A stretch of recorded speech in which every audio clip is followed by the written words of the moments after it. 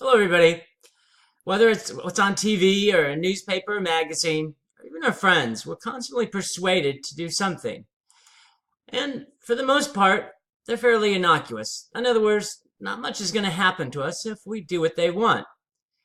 We can buy the wrong soap or we can go to the wrong vacation spot. But in general, those aren't catastrophic to our future. But we also have to be wary of the great persuader. Persuading others to do what you want them to do may be the mark of a leader. That doesn't mean that they're necessarily a good or a bad leader. Following the wrong person can be quite destructive for one's future. But how can you distinguish between the right argument and the wrong argument, the right person and the wrong person? I think you should consider three aspects. First, what's the history of the persuader? So we look at the person itself. What's their history? Do they have a positive history or a negative history? What have they been successful at and what have they failed at? More importantly, what's been the consequence of their actions? That'll tell you quite a bit about what the person is. That'll give you a good sense of what they want to do. So the history of the persuader is an important argument. Second is, what's the facts of the case? What do they want you to do? Soap is a good example. You just want to buy soap, they want you to buy Ivory versus Irish Spring. Again, an innocuous case, but you want to look at why Ivory and why Irish Spring. Or why Ivory and why not Irish Spring. One may dry you out. One may be able to give luster to your skin. Whatever the argument is, you want to actually look for the facts. And here's an important part. You don't want to look at the facts as presented by this persuader.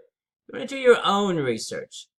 So whenever you're in I would say the hunt of the argument, you want to make sure that the argument is one that you choose rather than somebody else. Laziness often comes about, and we'd rather just take the argument from other people. The good thing, though, is today you can get the facts fairly easily. You don't have to go down to a library or read a volume of books. We used to call those encyclopedias. Today you can jump on the internet and get most of your facts and statistics straight from there. It's much easier today. Be wary of the information that you get and make sure that you have credible, reputable sources. But it's fairly easy to get the information to make intelligent decisions just by searching on the internet. Third is who benefits most from the action or cause. This is often the most important. So what's the agenda? What do they really want? This can be the hardest thing to determine because people will mask their own personal ambitions so it doesn't look like they're all in it for themselves. People don't like the sole ambition to be their ambition. So you need to really determine how and where the action's going to take you and who's going to benefit most once it gets there. It may take several steps.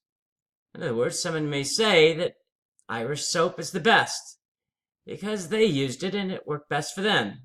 You may find out later that they have stock in the company. And if you buy their soap, then they're going to benefit. They're not going to tell you that right from the beginning because they know if they told you that it'll appear that they're biased. And bias is a judgment that's preordained, no matter what the facts are. So the best way to be wary of a good presenter, a good persuader, even a good leader, is to find out what the history of their persuader is, or what the history of the person is. Second is to know what the facts of the case are. And last, try as best you can to determine who benefits most from the action or cause. We don't mind being persuaded on little things.